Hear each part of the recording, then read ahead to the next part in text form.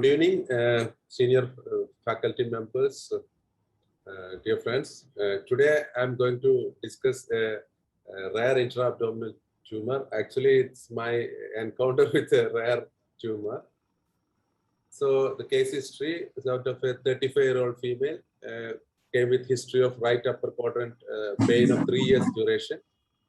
No history of any cholangitis, jaundice, or other bowel-related symptoms. She gave history suggestive of recurrent urinary tract infections. No history of loss of weight or loss of appetite. She was not a diabetic or hypertensive. She underwent evaluation 1 year back, but could not identify any significant abdominal pathology by the physician or consultant. So on examination, there was no edema, no jaundice, nothing contributory. We did investigations. HbA was 10.6. Total count was 9,500. Polymorph 64. Platelet count was 3.96 lakhs. INR was 1.2.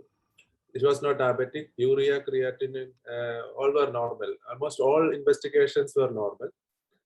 Ultrasound abdomen, she came with an ultrasound abdomen. It was normal. There were no IHBRD, no focal lesions, no gallstones, no evidence of any mass lesion described, no ascites or pleural effusion.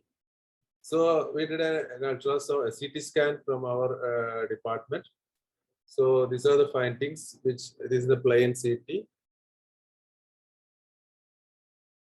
Followed by, you can see the contrast CT. These are the images available with me. It's in 2009 images. So, Dr. Pari, Ilango, I think it's belong to you only.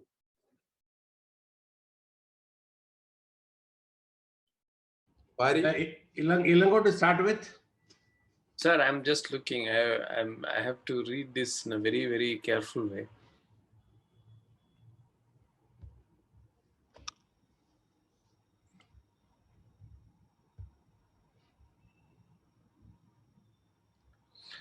I can make out a mass in the hepatoduodenal ligament. Can I see the previous slide?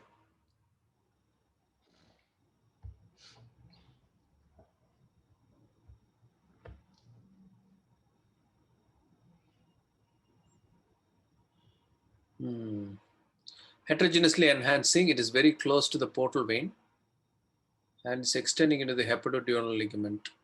Apart from that, I'm not able to see. The pancreas is atrophic. Pancreas is, okay, you can see pancreas in the okay. Pari? I think can't add more than that. I see some heterogeneous lesion inferior to. Yeah. Hello. Pari, the SMA is free. I think I missed that. SMA is free. So the lesion is confined mainly to the head, but it does not produce IHBRD.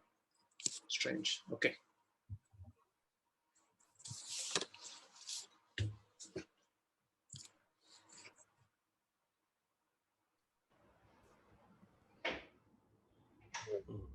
Yeah, okay.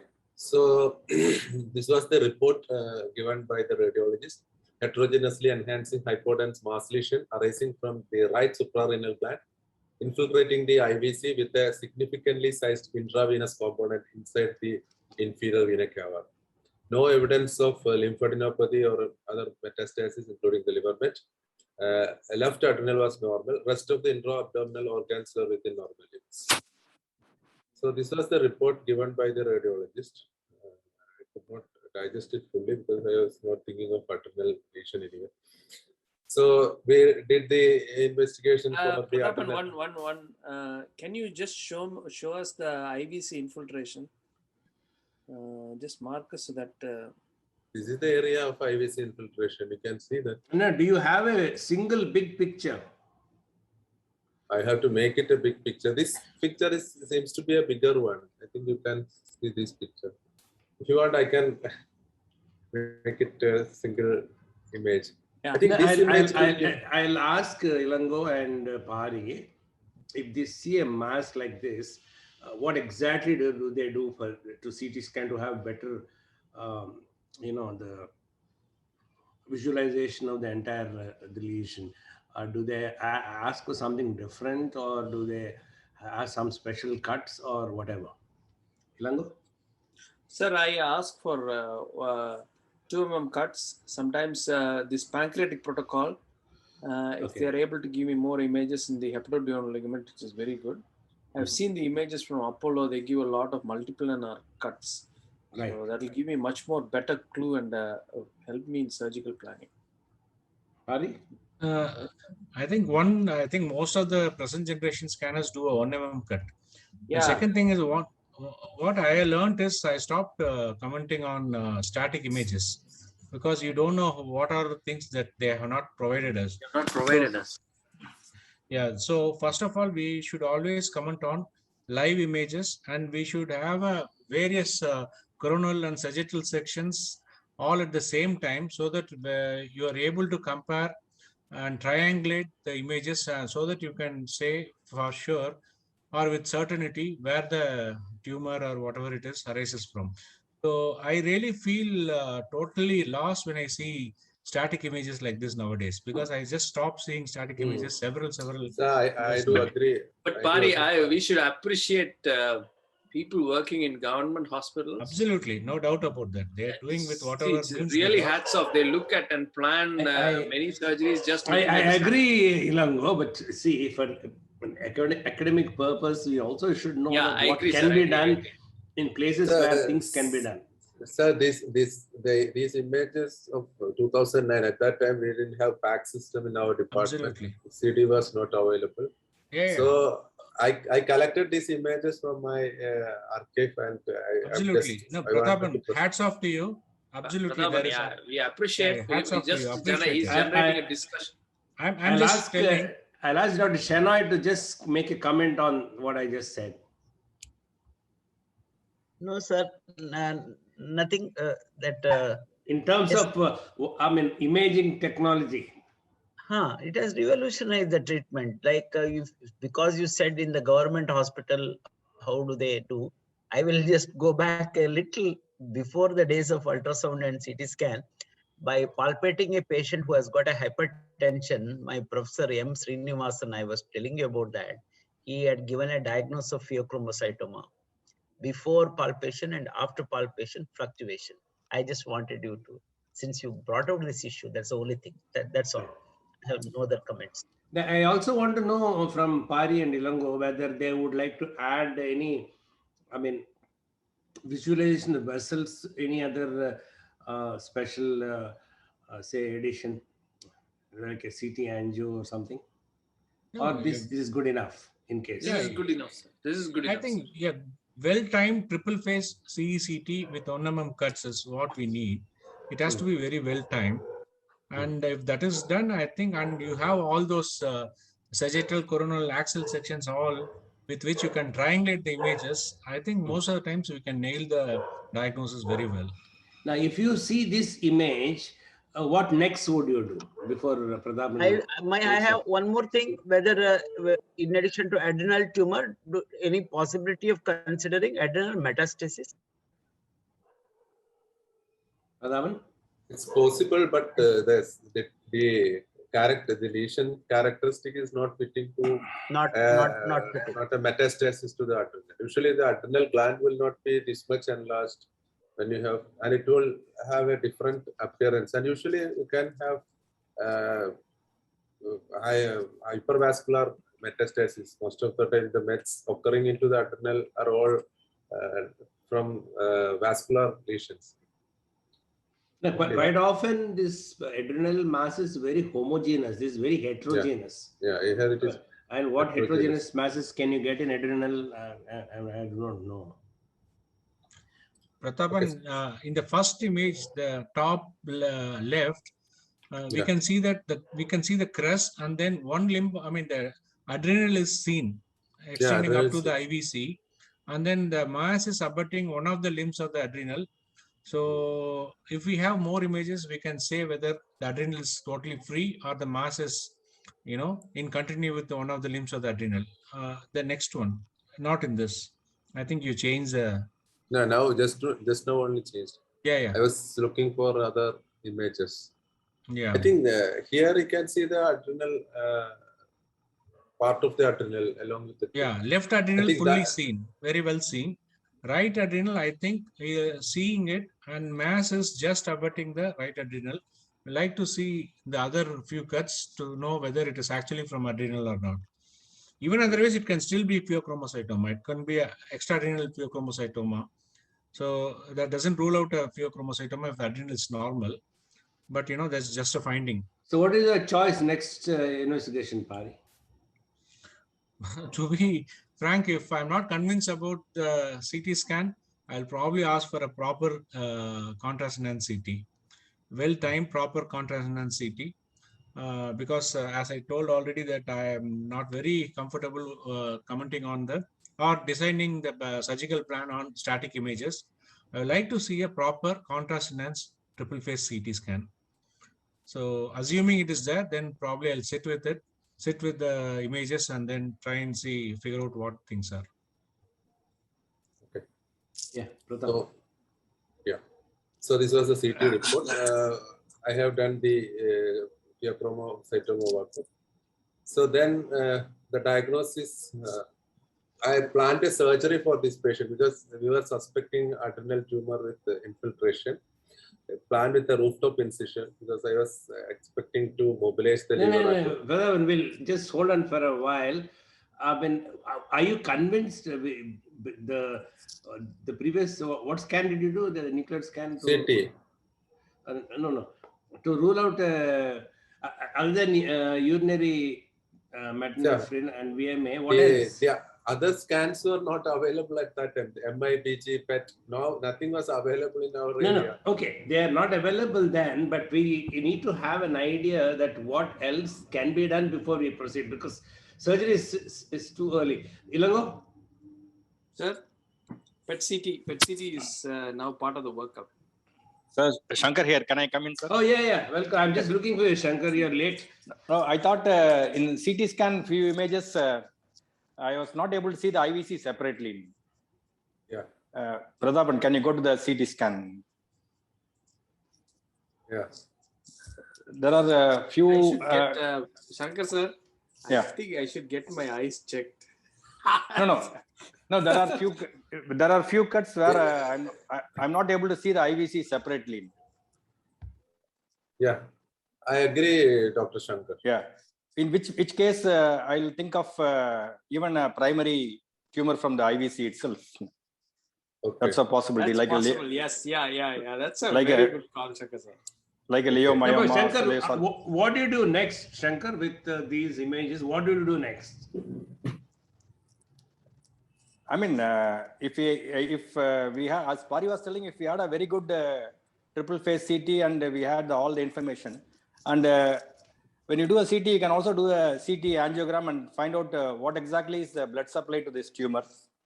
So all those subtle informations can be derived, and that may point towards the anatomical diagnosis. But I mean, if at all I have to explore this, of course, obviously now we'll do a PET scan, and that will be the. Images. Can I, sir?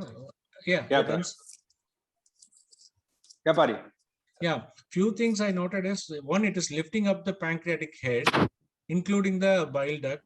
They're all lifted up, and then they seem to come down to normal in the more caudal cuts. So obviously it doesn't seem to be from the pancreas, more likely. So it could be anything from retroperitoneal tumor. It could be extra-adrenal, adrenal pheos and other, tumors. And most important thing in this case, I like to see is what about the position of the renal artery and renal vein, whether they are free from the tumor, I will be able to save it or not. And I want to see the upper extent of the tumor. How far is it located from the hepatic veins? Because this tumor, I will need to take the hepatic vein control. So I need to know whether I will be able to have a loop around the IVC. Is it below the hepatic vein or is it extending well beyond the hepatic vein. These are the information I need to know. And obviously these cuts don't show those things. So these are the things, some of the things that I would like to know. Now, I have a question again to all the faculty. See, now we only know some sort of an approximate anatomical diagnosis. We aren't very sure. Isn't it risky to go in unprepared? One thing. Second thing is there a role for any tissue sampling? One by one. Pari. So absolutely. First thing is to rule out a pheochromocytoma. So as far as I know, there are several tumor markers, and some other times these VMAs and all those things can be negative. And there are, even if they're negative, we probably have to take help of the endocrinologist to do some sort of a provocative testing for pheochromocytomas. Basically, we need to rule out pheochromocytoma even before we sample it. So that is one thing, because sampling itself can cause, tremendous pheochromocytoma crisis. So we need to take the help of an endocrinologist, make sure that we have done those non-provocative tests and non-invasive tests to rule out pheochromocytoma. If that has been done, then probably I will ask for a endoscopic ultrasound guided FNAC from that lesion. It could turn out to be a lymphoma or some granulomatous tissue, in which case I don't need to go and operate on this case. So I will need a tissue diagnosis. If I know it's a PO, I don't need a tissue diagnosis. If it is anything other than PO, I need a tissue diagnosis. How will you get it? EUS guided biopsy. Yeah. And actually, before Ilango comes in, I'll ask Professor Shenoy, because he's an expert in right upper quadrant masses, left upper quadrant masses. For a postgraduate level, sir, what do you expect? Long back, I also have operated on a paraganglioma in that area, little depth. So somewhere in this area, paragangliomas. So because the discussion went on to extra-adrenal, then comes the IVC there, then comes even a little more posterior is the paragangliomas. So neural tumors very close to the renal vessels also. So that is my comments. But I don't think it is palpable per abdomen, as Dr. Prathapan has given. I think abdominally there was nothing was palpable. So that's all. And generally when adrenal masses, because difficult to palpate them in the abdomen unless they go very large, right? Myolipomas, etc. So these are very small comparative.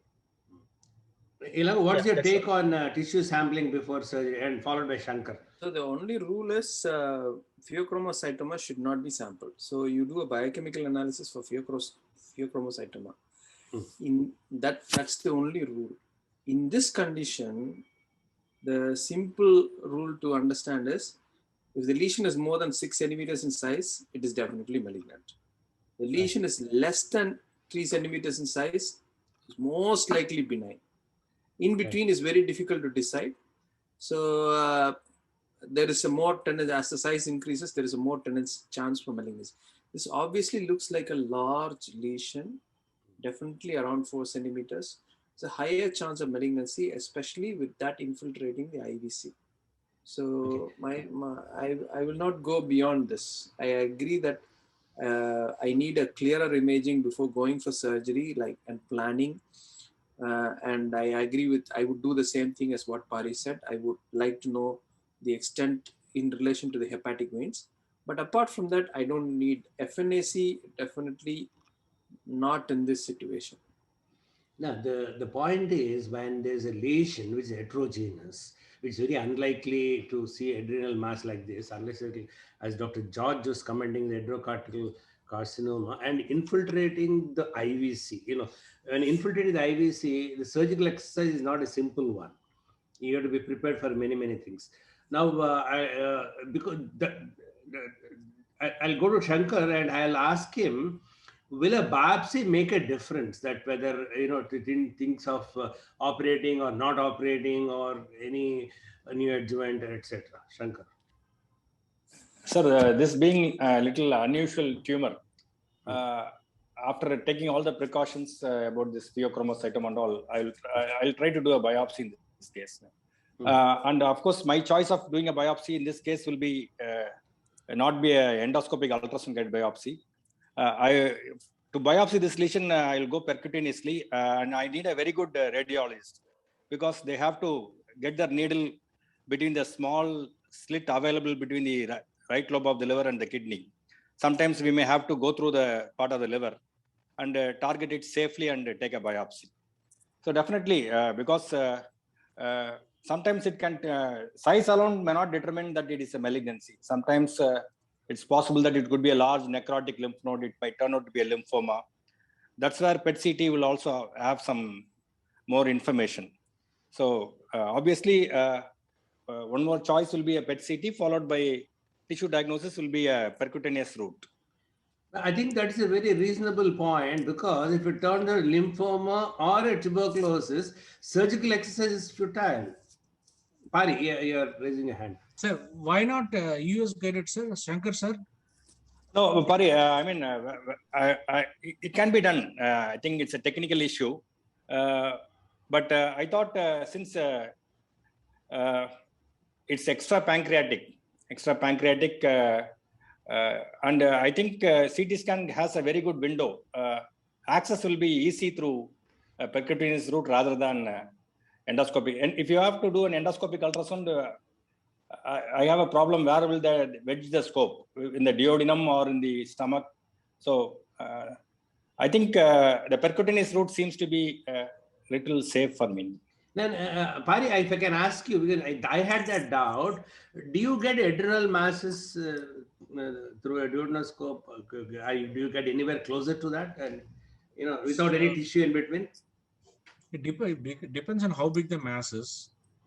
So if the mass is big enough, and in this case, I think so, because it should be doable for a endoscopic, senior, well-experienced endoscopist. I mean, this lesion is fairly big and probably abutting the D1 or D2. Obviously, whether there is a good leverage, whether they're able to do it or not, it depends only when we will come to know only when they do it. But my gut is that they should be able to do it. And the reason why I'm more comfortable with endoscopic ultrasounds is because they're able to put on the Doppler, the color, and then they are able to see clearly the vessels, and then they're able to avoid the vessels, and it's real time. And the way they do it, they take several cores. Once the outer sheath goes in, they keep on taking several cores. So I have a feeling that, that gives a better, obviously the cores are smaller than the percutaneous cores, but several cores are given. So I feel more comfortable whenever a US guided biopsy is possible. Prasanna? Shana wanted to comment. Nothing, sir. I may be wrong. Am I audible? Because there's some internet issues. Yes, sir. Hello? Yeah. Yes, sir. We can hear you. Hello? Yes, sir. We can hear you. Yeah. Generally, I'm sorry.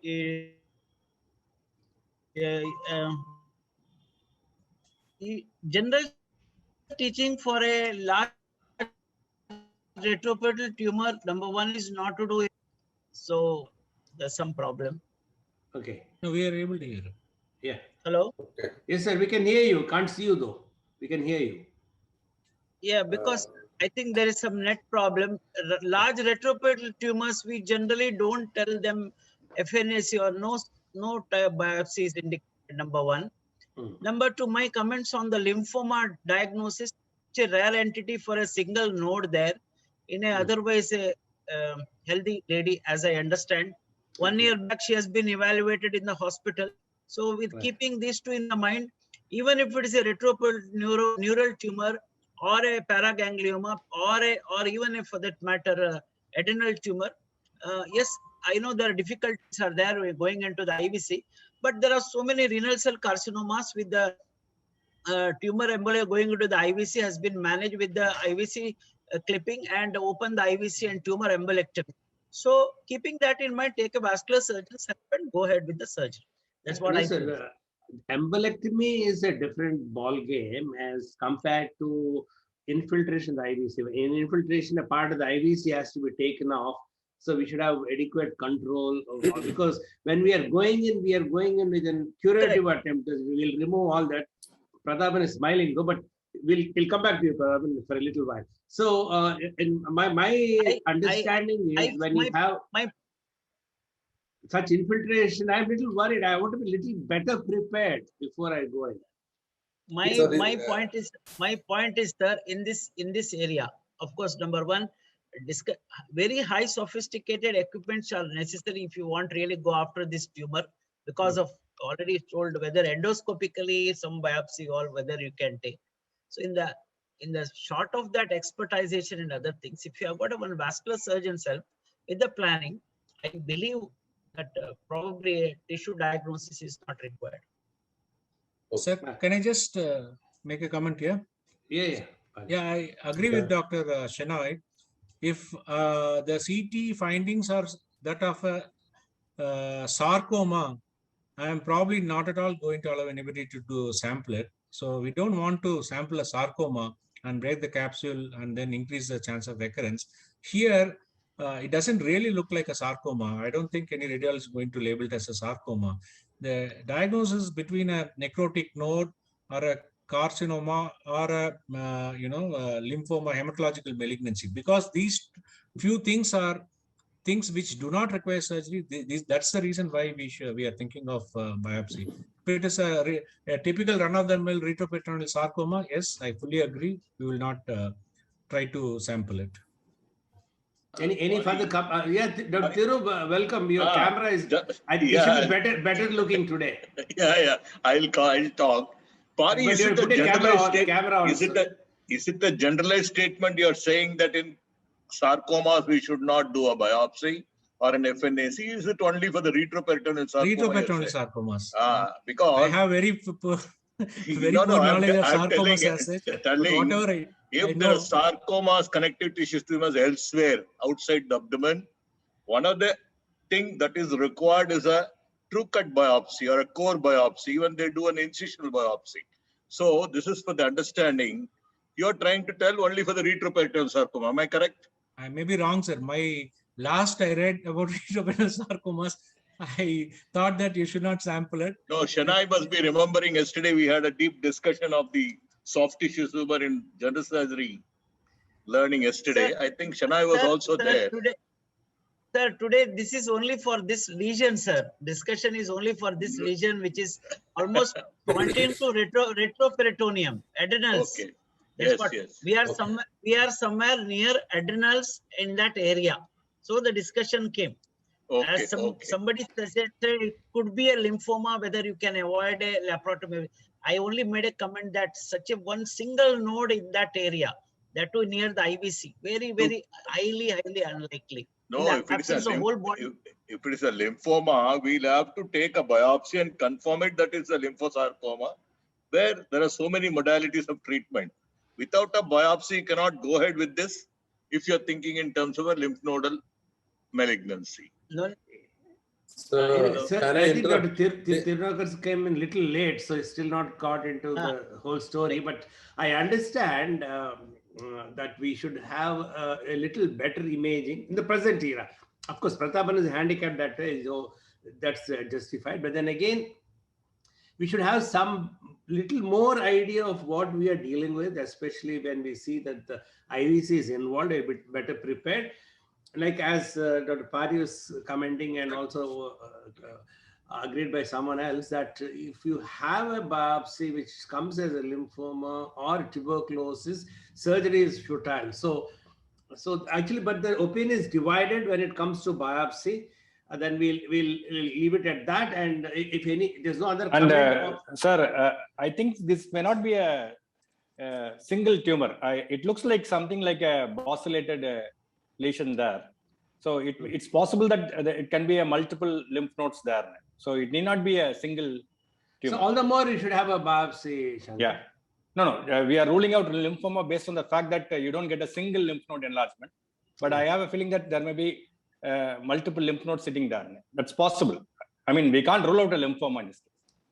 Sir, Shankar sir, Patta sir. Yeah.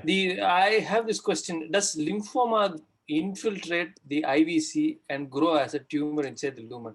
That's shouldn't. something which I don't know. No. I'm asking her. Yeah, that shouldn't. Ideally shouldn't. So all the more we should have a better image to confirm that it's infiltrating. We are not sure here that it's infiltrating. We're not sure. Yeah. Sir, in this case, Pradhapan has the key. No, in this case, I went to the radiology department and saw all the images, and I discussed with the vascular surgeons in the department. So they said they will come for the intraoperative help. We planned surgery in our no. Before you go any further, Pradhapan, what was on your mind? What was your plan? What will you do if I was infiltrated? What will you do if it's not infiltrated? No. So I was thinking of some retroperitoneal tumor infiltrating the IVC. So I was thinking to get at least removal of the portion which was not infiltrating into the IVC, so that we can get a good biopsy at least by doing that surgery. That was my aim when I planned the surgery. And if IVC reconstruction is needed, we will get the help of the vascular surgery, because they were all in the same OT complex at that time. So that was my aim for planning this patient, because this patient came with abdominal pain. So something has to be done, whether the lesion is causing the pain or the IVC obstruction is causing the pain. But there was no evidence to suggest a complete IVC obstruction in this case, no collateral formation or no edema or nothing. So the pain was the only reason for surgery in this case. And getting the biopsy was a little difficult, because at that time the interventional procedures were not done in our radio. They were just doing CT alone, not even MR. So we had to go with the plan of doing intraoperative biopsy, and if that is not resectable, we will just go ahead with biopsy and come on. So that was my plan. So there's a long story. It's not a short story. Yeah. Okay. No, but we will dissect you from time to time, because for a better understanding. Yeah. Okay. What next? What do you do? Sir, the question which should be asked is, if this is 2010 years back, if every every treating person who is here, what is the probable thinking, whether they would have done a biopsy? First question. Keeping in mind all these things, pheochromocytoma, adrenal carcinoma, lymphoma, or whatever it is, with the clinical diagnosis, and what is the approach and what is the plan? My plan is very simple. I will not do biopsy. No FNAC, nothing. So I'm also not favoring a biopsy, a true cut or some. Yeah, vascular surgeons. Surgeon, please go ahead. Yeah. Okay, so their diagnosis at least adrenal tumor with infiltration to the IVC. So there is a likelihood of bleeding and all. That was our concern. So I didn't do biopsy at that time. Today, if we get a lesion like this, we will definitely do biopsy, because the biopsy gives you more comfort and more planning before you go ahead surgery. So, okay. So this was the picture during my tumor, around 6 centimeter long.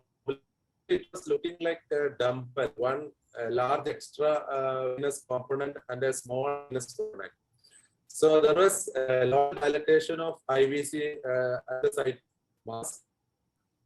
So, but we could identify normal flow through the IVC without any retroperitoneal collaterals in that area. The right vein was partly involved by the tumor. That was the finding during surgery. So first I was thinking of removing only the part which is inside the IVC, but during the course of time I decided to remove the vascular component as well. So I could manage it by partial clamping of IVC and opening the IVC. I could just make the intraluminal component to collapse, and I excised the lesion, the part of wall just attaching the tumor with the IVC. So just from the level of right renal vein, to below the level of hepatic, the retrohepatic IVC, I could manage it. So this was the tumor intraoperative. The tumor is not any other structure except in inferior vena cava. So you can see a lobulated. It look like it's not look like more of benign looking mass rather than a very aggressive malignant mass, because the look was not suggesting a very aggressive tumor as well. But you can see the IVC is pointed. There was a lesion inside the IVC as well. So somehow I could come on removing the entire tumor. The look of the eye, not due to tumor, I removed the entire tumor in that surgery. This is just a raw method of suturing IVC which we had at that time. Now it's more scientific. So the post-op period, there was no evidence of Okay. If I can stop you, Pradhaban, for a little while. Okay. I'll get back to the experts as to how you would approach this lesion, what techniques will be there. Transplant surgeons, as a matter of fact, the IVC is nothing for them. And how do you repair it? We'll start with Pari. Yeah, well, the most important thing is preoperative planning. So I really need to know its relation, what is the extent, lower extent in relation to the left renal vein, right renal vein, whether it is infiltrating the renal vessels, and then superiorly, how far it goes, how far, what is the distance between the hepatic vein confluence and this tumor? Would I have any space to put a clamp there, or should I put a clamp in the suprahepatic cava? All those information I need to know. And then if it is looking like it is probably going close to the renal veins, and if there is a possibility that I may need to compromise on the kidneys, I need to know the GFR. I will do a DTPA renogram, make sure what is the differential renal function. All those things, if required, we should be ready in the preoperative period. And only then I will probably take the patient. The most important thing is a good incision and good retractor in this case. Before we handle the tumor, we probably have to just not touch the tumor until we have access and control on the IVC. First the lower IVC, and then mobilize the liver and take a control of the IVC above the tumor. Then only I will start dissecting the tumor, because in case the tumor, it can embolize or the IVC can tear, and then you are stuck with a situation where you are not able to control the IVC. So all these good preoperative planning we need to have. We have to have a clarity where we have to control the IVC. Sometimes if the tumor is pretty close to the hepatic veins, then I will have a control initially on the suprahepatic cava, and then slowly dissect, and then get a control in the cava below the hepatic veins. Then only I'll start dissecting the tumor. Ilango. So approaching this, we did case of an IVC sarcoma about 1.5 years ago. So what we did was essentially a good cattle brush maneuver and do a good cauterization. This exposes the entire IVC segment and the right renal vein. So that will give you a very good definition. What we do is we lift the left renal vein, and you will invariably find the lumbar veins close to that. We divide and we safeguard that place. We ligate and we have some control over that. And from there, if you go above, anything above that point, you won't have a paired lumbar veins always, but you will have a midline vein. I think that's called the Abbasi's vein. So to do that, we get the left side very well. The right side is actually very easy, and the the infracaval control is pretty good. What we do is we take off most of the short hepatic veins for us to keep a good clamp. So actually, there was one concern about what Pradhaban told me. I'm very scared of luminal compromise in these patients. If you cut anything close to 50%, when you cut the anterior wall without planning the posterior wall, invariably you end up shortening the vein. It's not happened once. 2-3 times we have revised the anastomosis This one is a pretty long incision. You might not have much option, but being vascular surgeons now, we invariably we can put a patch on that, and sometimes it will be so narrowed. If you take the pressure, you will find the gradient. So this is something which we stopped doing. For the last few renal cell carcinomas, we have been closing transversely, but that's a very short segment. The long segment ones, if you touch the midline and then you open the anterior wall, invariably you will excise most of the posterior wall. It's probably because the tumor falls off and stretches the inferior vena cava. I hope I'm clear in my points. Yes. Shankar, you have any comments to make? Radha, can I share my experience? Yes, sir. Please. We had a case of right renal tumor with a big thrombus extending almost up to the ostia of the hepatic veins, to that level. So the urologist asked me to give a control of the IVC. What we could do was, we hooked the IVC suprahepatically, had a control over whether applying a Satinsky, and we completely occluded the inflow to the liver by putting a clamp, the soft clamp, like something like a Pringles maneuver. We have completely occluded the inflow. And there is another thing which was put just below the renal vein. To be very frank with you, the whole IVC collapsed. It was a child's play to do the surgery. So he did it in no time and the patient went on all right. So this is what our experience, that is, catch the IVC suprahepatically, hook it, apply nicely. When you release that ligament, you can apply the Satinsky nicely. Then complete inflow, hepatic artery and hepatic vein, the portal vein inflow is completely occluded. That completely knocks off the intrahepatic portion of the IVC. Then apply another clamp below the renal vein. The whole segment from the renal vein to the superior suprahepatic vena cava is in front of you. You can do anything. That is what I would like to plan, but I have come late. I do not know exactly where is the situation of this tumor. This is what I would like to say. That's quite right, sir. Shankar, any of your comments on that? Sir, I don't have anything to add except to say that a very good imaging, which will give you all the anatomical nuances of inferior control and superior control of the IVC. And that should be accomplished. And I will take the help. I may not take the help of a vascular surgeon here, but I will take the help of a liver transplant surgeon, because I'm not sure whether the vascular surgeon have exposure to the retrohepatic IVC. So I'm more comfortable in taking the help of a liver transplant surgeon in this case. So Shankar, I did it without any vascular surgeon in the OT, because I did it myself. You're a liver transplant. Pratapan, you should understand, it's not a criticism of what you have done. This is a parallel discussion of what is the ideal thing that should be done. And I do agree that the exposure of vascular surgeon, especially the cardiovascular surgeon, to the IVC is not that good. Just like the liver transplant surgeon, it was far inferior to a liver transplant surgeon.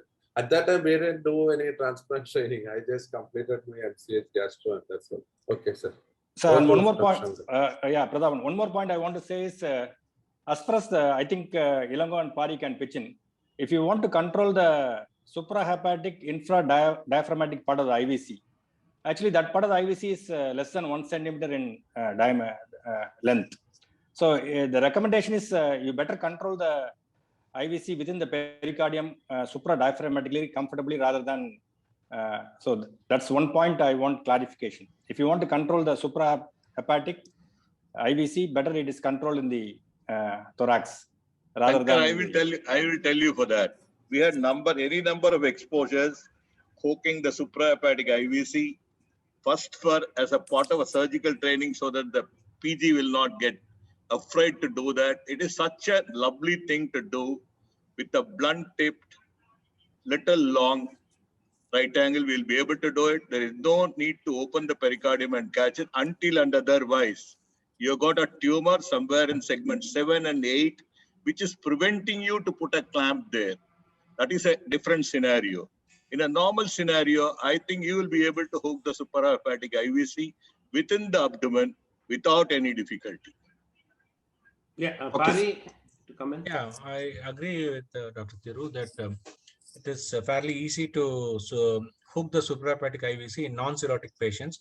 Still, we have to be really very careful because sometimes the phrenics can be big, and then they can, if they get tired, if they are torn, then it becomes really very difficult to control them because you suddenly lose the vision and everything is all blood. So really, we have to take it very carefully. And exposing and clamping the suprahepatic cava in the pericardium is fairly easy. We always do it. That's what we do during the organ retrievals. But one thing we have to keep in mind is the uh, the coronary sinus sometimes can come fairly inferior, can come all the way down. And for an untrained eye, for a non-cardiothoracic surgeon, if we tend to clamp the coronary sinus, we can lose the patient. So having known that, I really feel that unless it is really required, non-cardiothoracic surgeons should probably try and avoid it. But it is fairly easy to do. That's one thing we have to keep in mind. And the other thing is that the suprahepatic cava is fairly easy to loop and clamp, but I'll try to avoid it. In cases like this, I always tend to first try and hook the suprahepatic cava and then slowly dissect and try to put a clamp in the infrahepatic caval portion, because that is always much better. Because suprahepatic cava clamping and then Pringle's maneuver, yes, it can lead to severe liver dysfunction, especially if the liver is fatty or the patient had alcohol, or a marginal livers may not tolerate total vascular exclusion. So I would always like to try and avoid a suprahepatic clamping if possible. And for any reason we are not able to release the clamp within half an hour, we are stuck in a suprahepatic caval clamping. For any reason, there was a bleeding or you are not able to remove the tumor before that time, beyond half an hour, the patients will not tolerate suprahepatic caval clamping or total vascular exclusion.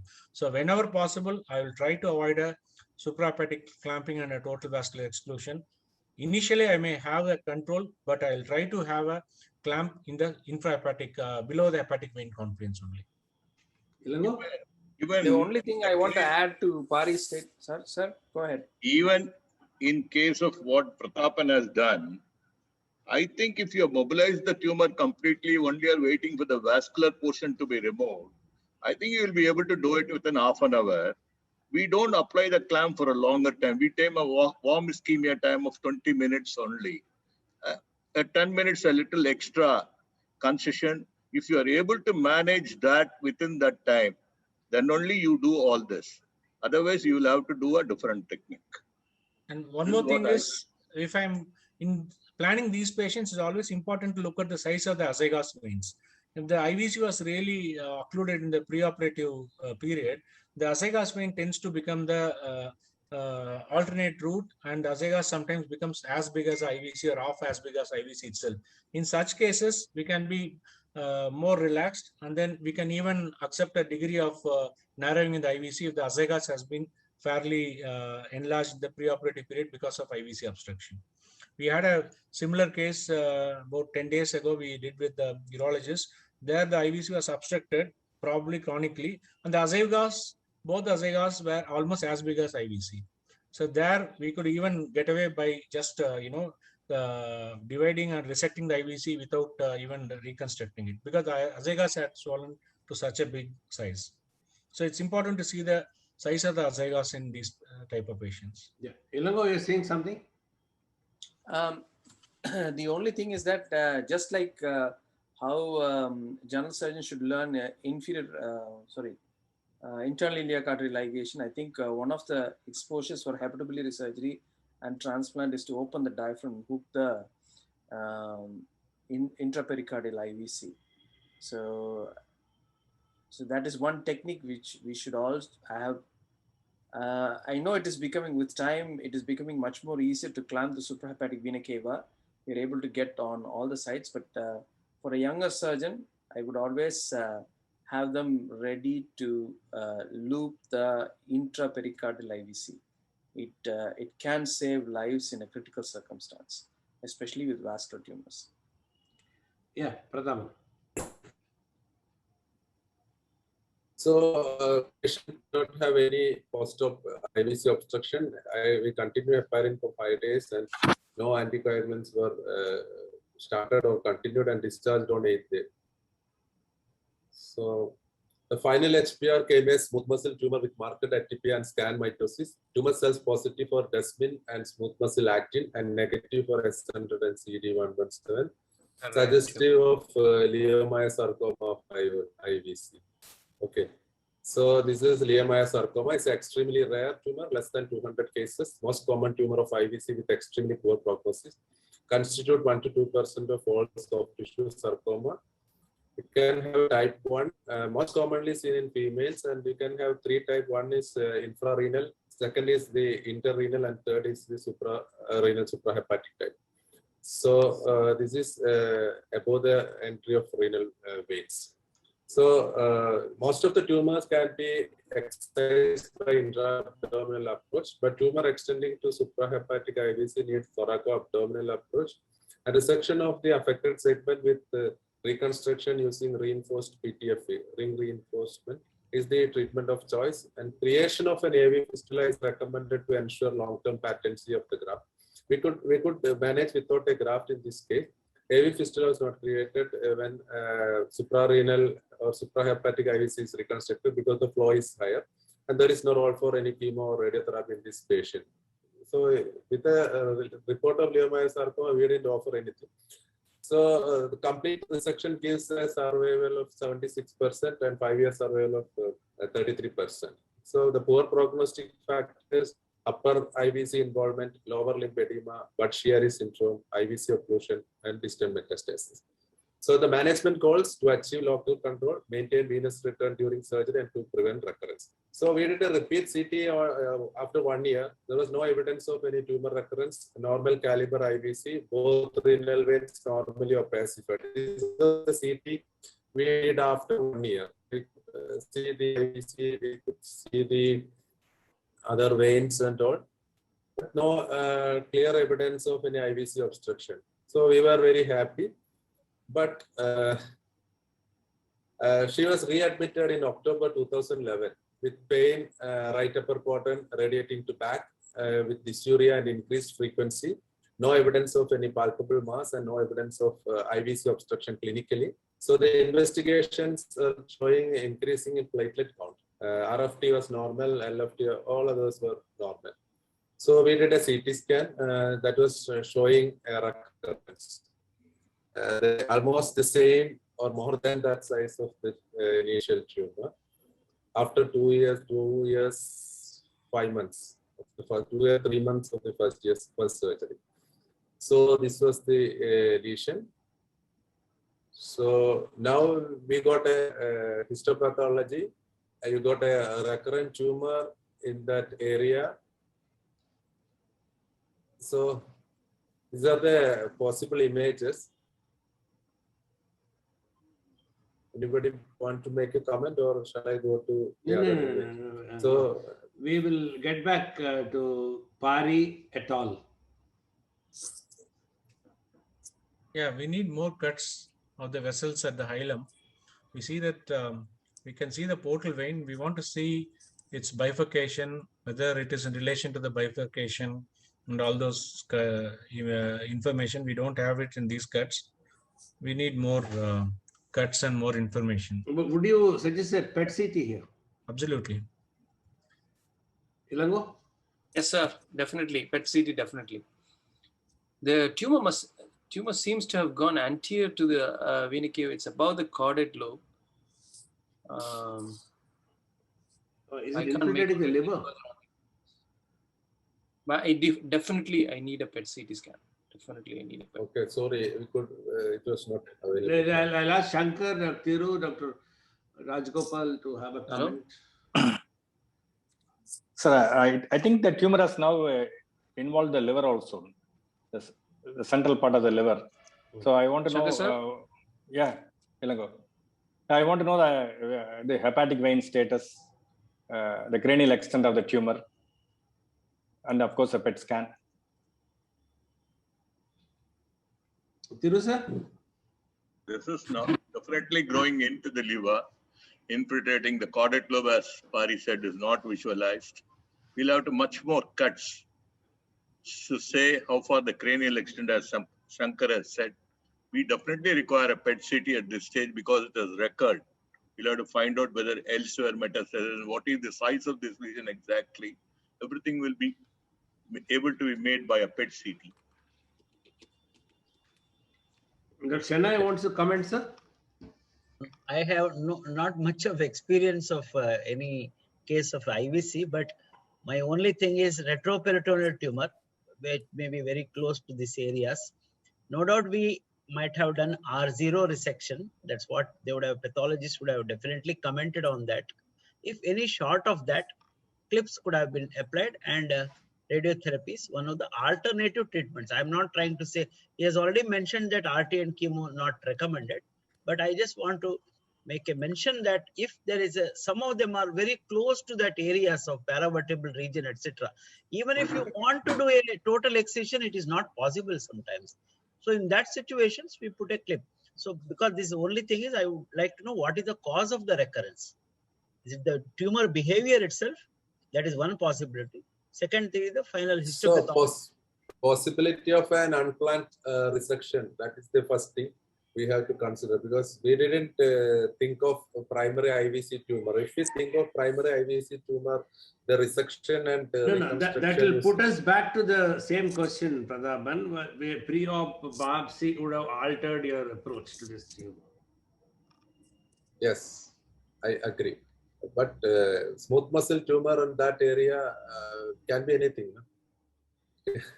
But rather, it will give you only the histopathological thing. It will not say that it is arising from the vessel. For that, you must have a better cross-sectional imaging to see whether it is coming out of the IVC. The biopsy is not going to answer that. The biopsy only will answer that it is smooth muscle tumor. Should I just come in here? Just yes, sir. Earlier, my process used to tell, if there's a malignant melanoma, if you know much before you do a excision and you put a small skin graft or something and it recurs, means you have not done it properly. So putting it that way, if retrospective, if you get a FNAC or some diagnosis of this as a malignant tumor or something, maybe you are mentally prepared to take out the segment of the IVC and put a graft. I'm not sure about that. So I totally agree with you, but just by getting a report of smooth muscle tumor, that's not enough. We have to have a good idea of the vessel. I do agree this happened because of poor planning. Okay. So no, it cannot be called as a poor planning, because remember the era also with that year also, and the facility is also the facility available and all that thing.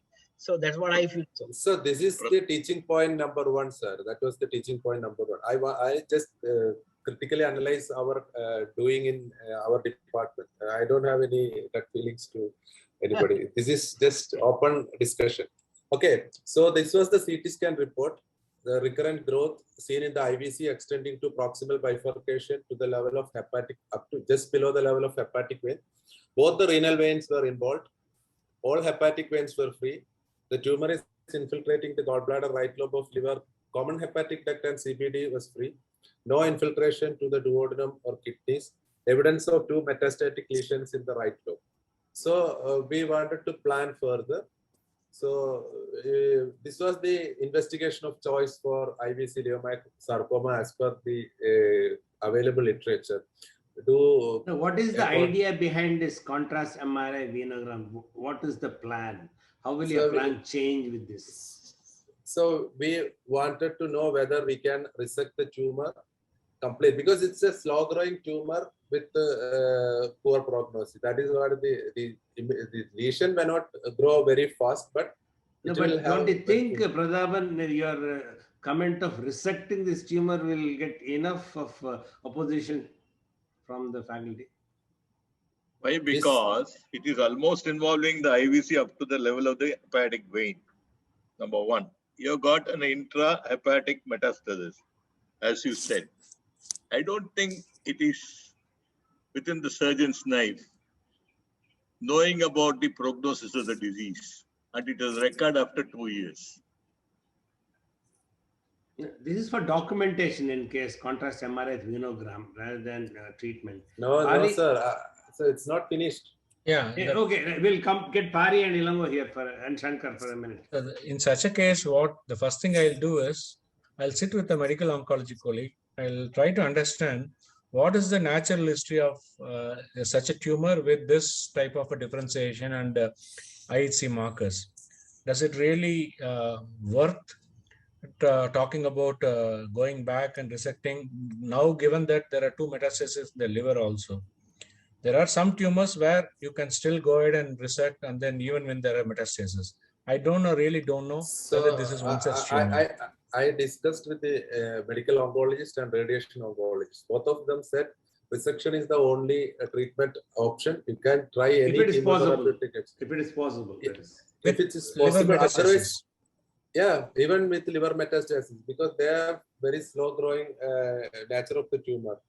This patient is having tumor 3 years prior to our first resection. You have to understand the patient's symptoms started 3 years before we did the first surgery. So this is almost 4.5, 5 years now from the beginning of the lesion. But so, you have to look at the histopathology which we got after the first resection was showing a scant mitosis, but atypia, desmin positivity.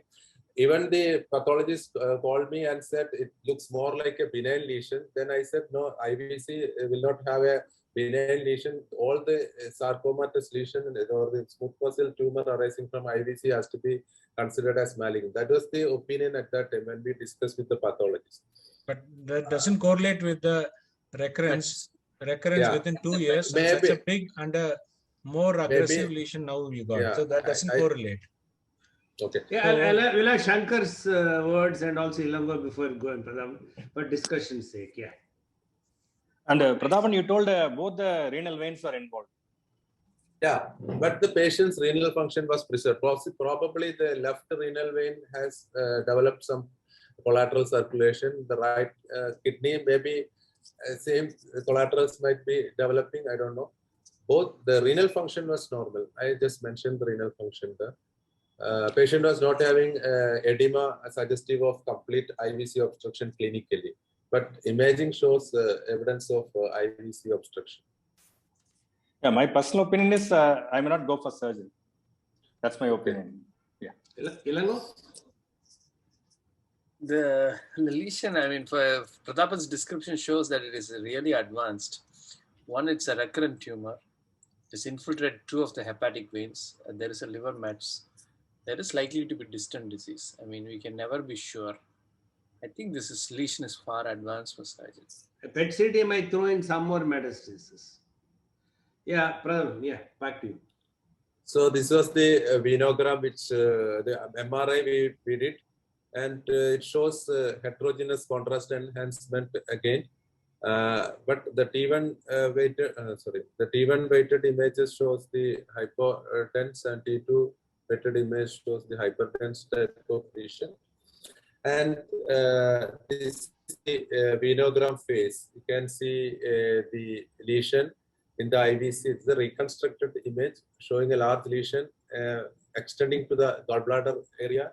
And there is a luminal lesion in the IVC almost near the or joining of the hepatic veins. I think that is visible. Okay. So I asked this patient to go to a higher center. So this was the MRI report. I suggested to go to a higher center to get an opinion. So they said they want only some palliative medicine. And when I asked about going for other treatment, they said, if you can do anything, we are ready to accept the risk of mortality. So I thought of going in with the help of thoracic surgeons.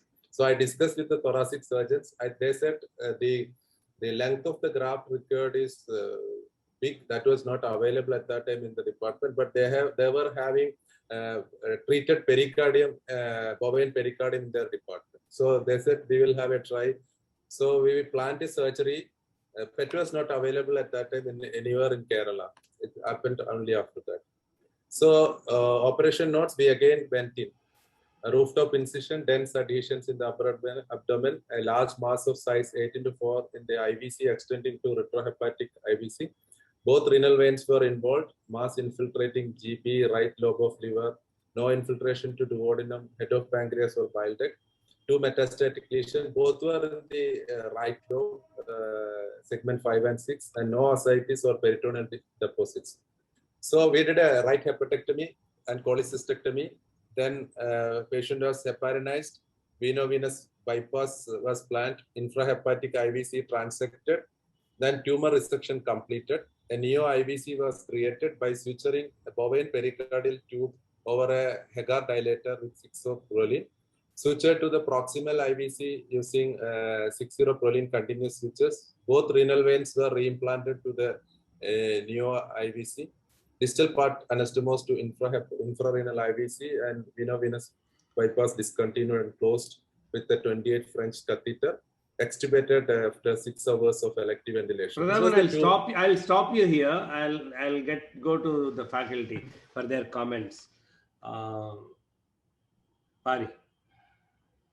Yeah, I don't know what to say without a proper imaging, and if proper imaging had shown these findings, then probably whatever he did was looks all right. Yeah, I really don't know what different I would have done. The technical thing is very good, and the idea of using a bovine pericardial patch is also very good. And yeah, that he did a right hepatectomy. Everything looks good from that point. Yeah, I agree with everything. Shankar? Yes, sir. Probably we have to see the outcome, long-term outcome. Yeah. Immediate. Immediate. You had a. So we can were worried about immediate outcome. Can I say something? Yes, sir. Number one, it is Calicut Medical College, correct? Whatever you have done. Sir. So Yes, first sir. of all, we should appreciate your number one courage. Number one, with the help of course, the team leadership of the whatever. Number one. Number two, you are all the time telling one important point that it is a slow growing, loco-regional disease. Loco-regional. So what I understand is there is, unlike a carcinoma, there's no peritoneal seedling, no ascites, nothing. And I don't think any lymph nodes also were there, correct? So if I understand. So probably you should only say that proof of the pudding lies in eating. So you have done the best possible scenario in that, because patient was not willing to, you already mentioned that not going anywhere. Putting it other way, that probably if I were to be in your position, probably I would have told, no, take her home. That's all. I would not have. Okay, sir. Done that. Pradhaman, you're talking about a higher center. Which is a higher center than yours? Is to be appreciated. Dada, That's what I say. Dada, Yes, sir. Yes, sir. I got an excellent comment over Prathaban. He should publish a series of all these cases, because the patients say, even if I die in her hand, do something. Right. And he has done an excellently well, even the last case, what he has presented last week. Right. I think Prathaban should have a series and at least tell us. Now he is giving me a courage that, acha, we'll go ahead like that. It is an excellent surgery, whatever it has been done. Whether we will do it or not, it's $1 million question. I will not do it. Right. Can That's I have a yeah, Pari, yes. Prathapan, where was the clamp? You mentioned that a veno-venous bypass was done, and you clamped the suprahepatic cava. What was done for the portal vein shunt? I mean, what was done for the portal vein? Did you take a eye shunt for the portal vein? No, it was below the entry of hepatic veins. We clamped the IVC. Okay. So the venous outflow was not occluded. So if it was... See, essentially, the veno-venous bypass is done to protect the kidney. If you are going to clamp below the hepatic vein confluence, it is essentially to save the kidneys. Anyway, you had the kidneys were already, the renal veins were already gone. I don't know what purpose the veno-venous bypass served, except that it might have made the anesthetist's job a little better. because here both the renal veins were already occluded anyway, and then you were not clamping the caval, the hepatic venous blood. So what was the thought process behind doing a veno-venous bypass? You could have just this was clamped the IVC. So this is what I was telling. This was the planning of cardiovascular surgeons before planning the surgery. They said we will have a venous bypass because we don't know how much time it takes. This was the first and last time we did a surgery like this. So we didn't have any experience like this. So this is how techniques evolve. That is what I understand. But both the renal veins were involved, but renal function was absolutely normal. That was the immediate preoperative findings. I want comments from the audience.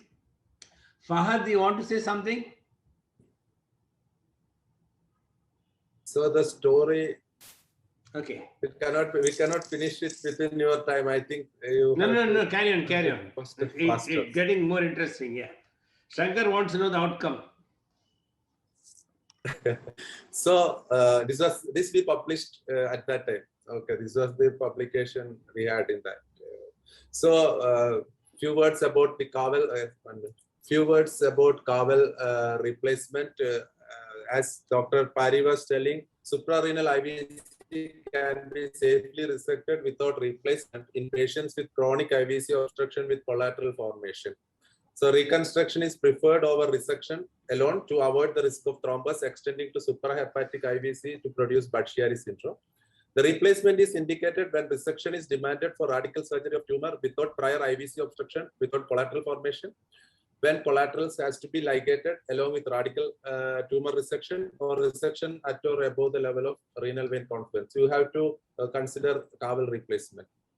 So you can do a simple repair, you can do patch repair, as Dr. Ilango was telling. You can use pleura, pericardium, or rectus sheath even, or segmental replacement using autologous vein or prosthetic material, Dacron, PTFE, or Teflon, or even bovine pericardium is reported. So bovine pericardium is an ideal conduit because it's biologic origin, malleable and durable, expandable under venous pressure, and it is hemostatic, simple and expeditious, and one size fits all. You can make it to any size by it. So postoperatively, patient had a transient increase in transaminases, well-preserved renal function, surprisingly, continued on heparin. On 7th POD, patient developed features of upper GI obstruction. Imaging showed a large hematoma in the region of IVC compressing the duodenum. And this patient was not improving, so we decided to re-explore. So we could identify a large hematoma adjacent to the neo-IVC extending from subhepatic location to RIF, compressing the distal ileal loop, producing small bowel obstruction. We evacuated the hematoma. We could not identify any active use. We closed our large bore drain. Patient's condition improved and discharged on 21st day of index surgery, and patient was started on aspirin and continued for next 3 months. She was again readmitted after about one and a half years later with cholangitis. Patient was having abdominal pain, radiant to back, jaundice, edema of both lower limbs. Abdominal examination revealed an enlarged left lobe, smooth surface without any palpable other masses palpable. No free fluid and no evidence of pelvic deposits on parectal examination. So the investigations showed a very high platelet count with an increase in total bilirubin and conjugated bilirubin, and SGOT-APT again increased, and alkaline phosphatase was showing increase. Previously, it was only less than 196. Now it has become 283. But urea and creatinine both were normal in this situation also. So I think the reconstruction did not affect the kidneys, even though it may not help the patient. So the ultrasound showed evidence of a well-circumscribed mass in the porta, compressing and infiltrating common hepatic duct and portal vein, intrahepatic biliary radical dilatation in the hypertrophied left lobe. There was no focal lesion in the liver to suggest a metastasis or no ascites. So we repeated a CT in 15/6/2013. The last surgery was in October 2011. So this was the CT images, which shows a large globular spherical type of mass on non-contrast CT. You can see it is hypodense. You can see the intrahepatic biliary radical dilatation, but portal vein is seen in the left lobe, visualized in the left lobe. That means portal vein was not obstructed, only bile duct was obstructed. And hepatic artery images, which we got, also showed the pattern hepatic arteries. So the radiologists reported it as a near spherical hypodense mass with internal non-enhancing content. And they were thinking in terms of a pseudo aneurysm rather than a recurrence for the first time. When we discussed again, they said it can be a recurrence. And the lesion is appear compressing the CPD, CHT, and portal vein. Intrahepatic biliary radical dilatation noted.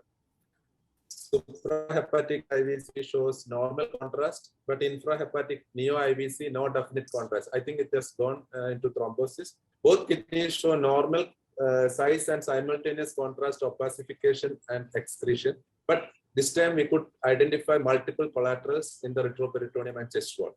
Okay, so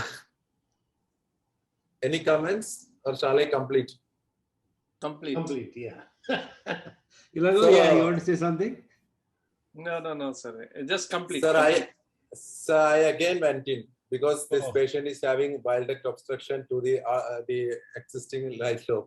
So we could identify a mass, the tumor well encapsulated but densely adherent to the portal vein and the hepatic artery area.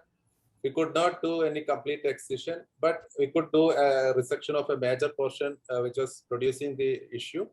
CPD and CHT had to be excised, and we did a Roux-en-Y hepaticojejunostomy to that. This was the lesion on table. We tried to remove as much tumor as possible, and finally we got a hepatic text which was anastomosed to the jejunum. So postoperatively, jaundice completely cleared, edema disappeared, wound healed well, and the patient was discharged on 10th day.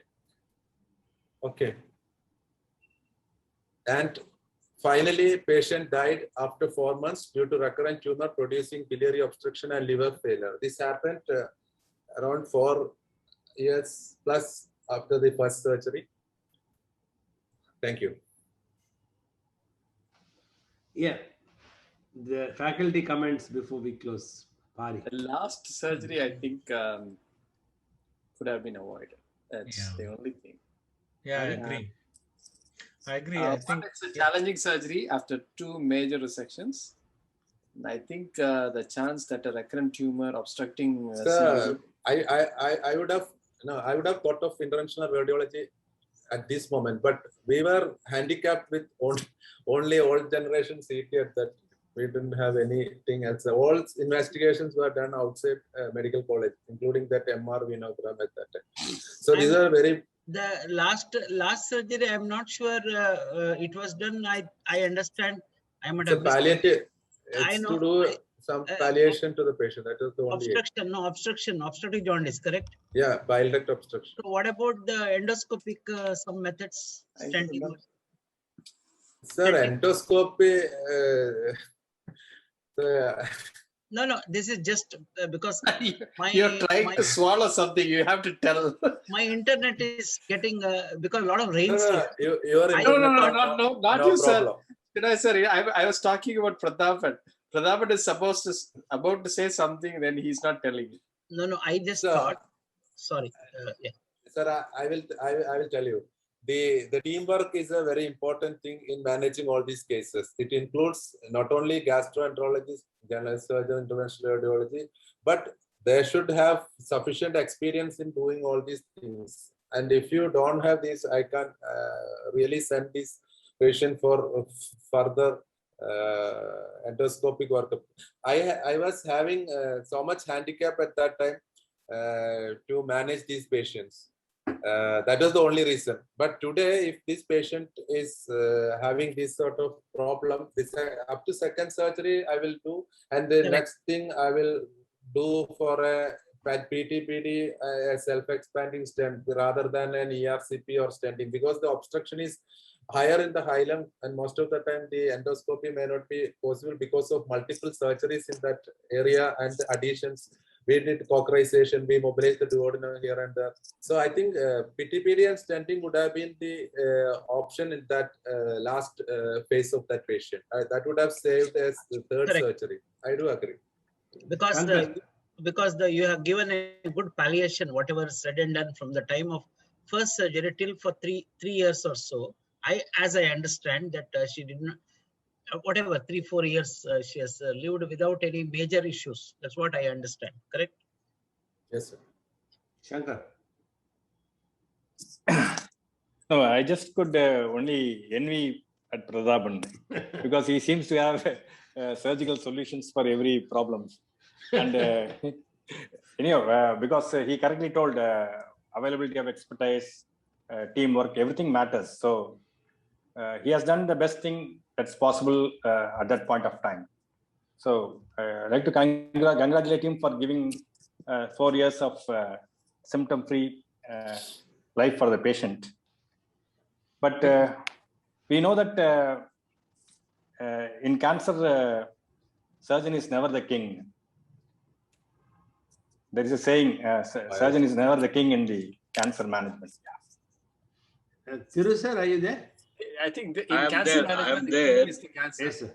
I am totally stuck. But I am reminded of my professor, Professor Vasudevan Nambiar. It's like Prathapan only. He says knife is the best answer for everything. And his dissection is so nice. Even after third reoperation, he will do beautiful anatomical dissection and come out with whatever is possible. I am reminded of my professor in MS, Professor Vasudevan Nambiar.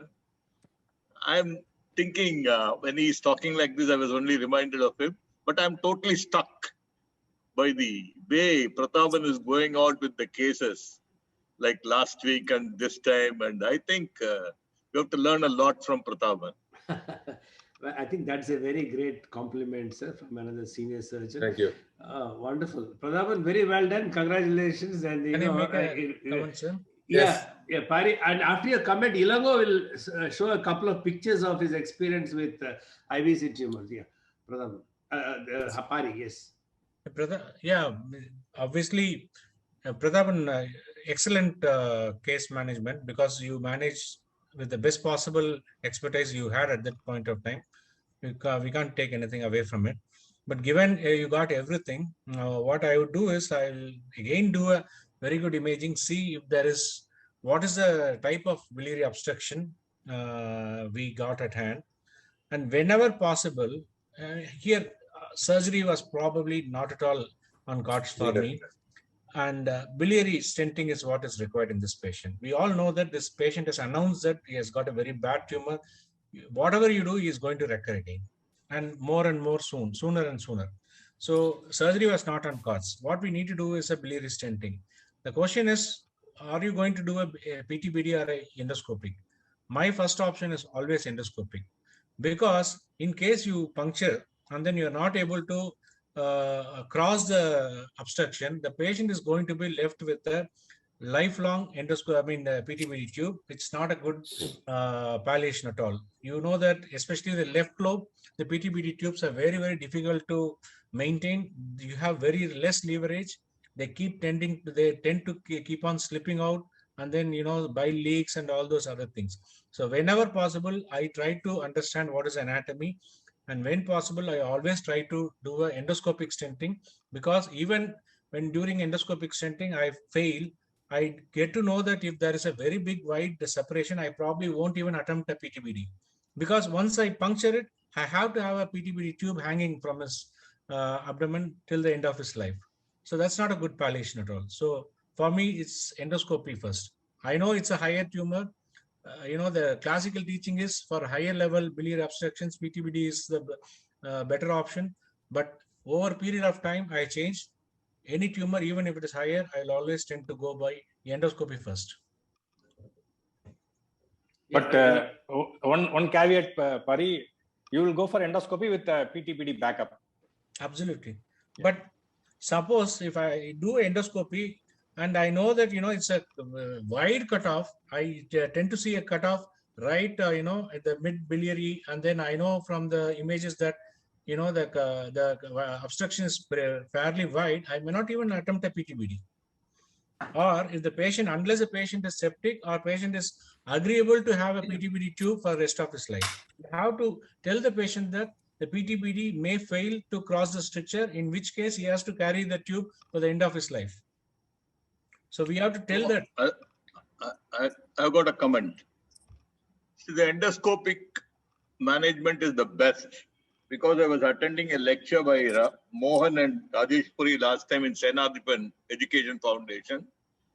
The latest gadgets and steerable guide wires are so much available.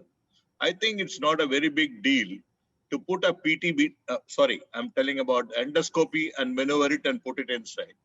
And even through a PTBD, you can come with a steerable thing and put a self-expanding metallic stent, as Dr. Our Patta Radhakrishnan has said. Both were discussed last time. I think it is possible. No, but in case it's not possible, we have to intimate the patient that he may be left with a tube which he has to be carrying all his life till the end of his life. So that is one thing I just want to say. So whenever possible, in such situations, especially in a palliative setting, my first choice is always endoscopy. That's what I'm saying. And we have all those gadgets being tried, sir. But if it is such a dense tumor, whatever all those steering things they have, it may fail. And many times they just puncture through the capsule of liver and then cause free peritoneal bleed and all those things. So it is a real situation where you are not able to cross, and then if you have done a PTBD, the patient is going to suffer with a tube. So palliative cases, I am very reluctant to send for PTBD unless I know for sure that it is going to be crossed. The obstruction is going to be crossed. That's a very valid point. Pari, I think we should not convey the message like that. I think it depends on the local expertise. After you left, we have a new interventional radiologist in our place, Karthik Damodaran.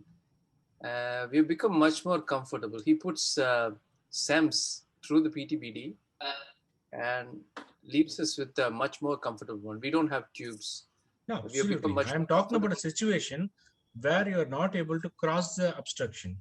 That is what my worry is. Not able to cross the obstruction means it's very difficult to have a safe PTBD on the left lobe. The right lobe, it's much safer, to have a stable PTBD.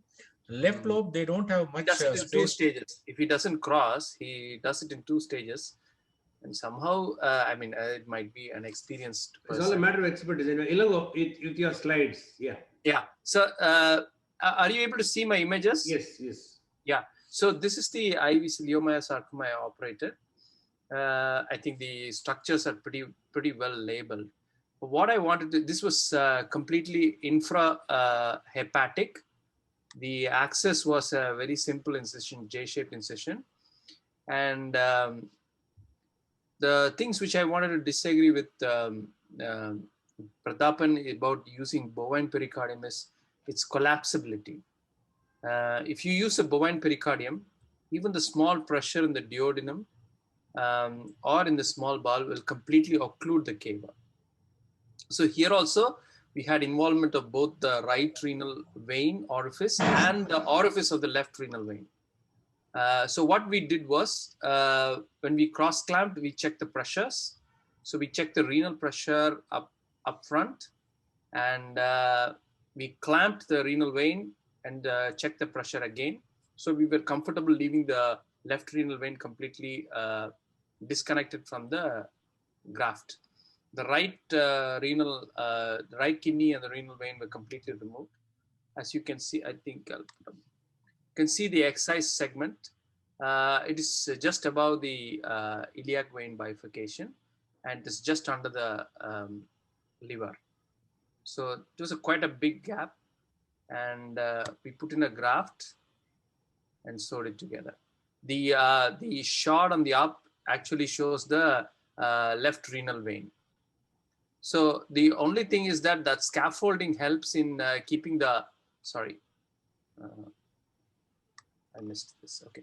The scaffolding keeps the IV seam from collapsing. So that's the only added point I wanted. Bovine pericardium, you need a scaffolding to, you thought very well and you planned very well, but that alone, it's too thin to actually resist a collapse. The IVC is actually a very thick structure. So this was one I wanted to highlight. Yeah, you can think of creating a fistula.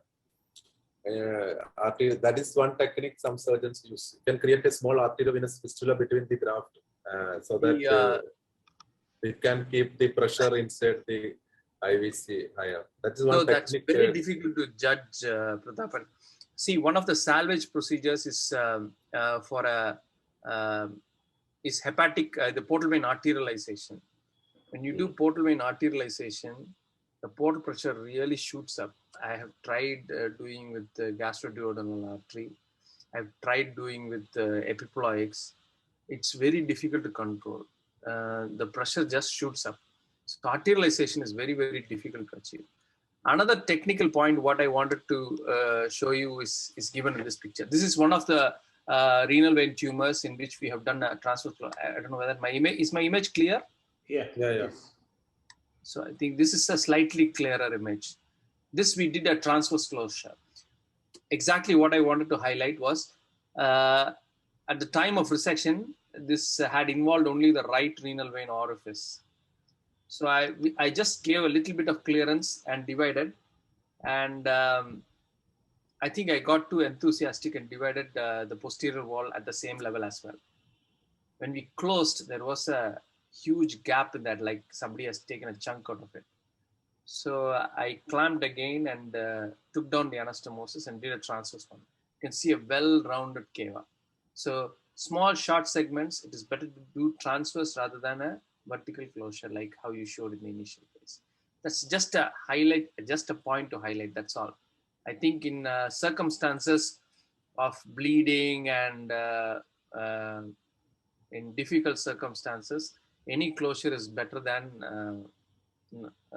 some. I mean, you can take the risk on the thrombosis.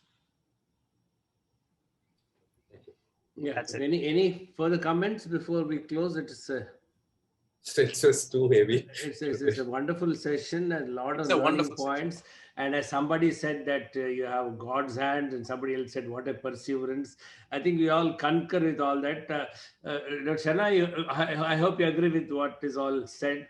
And I think I only say thank you. And if time permits, I would like to join this with the permission of Dr. Patta and all of you. You are all MCH and all that thing, but I would like to join as a learner. No issues in that. So every Saturday, if I am free. Oh yeah, I said that's a welcome gesture, sir. And thanks, Prathapan. Very well done. Thanks, Pari, for all those wonderful comments. Thanks, Ilango, Shankar. Dr. Thiru, again, we'll meet coming Saturday with another episode of Calicut Clinics, and I'm sure he'll get a much bigger case this time. Thank you. Thank you. Thanks, good night. Have a great Sunday. Thank you. Okay, bye.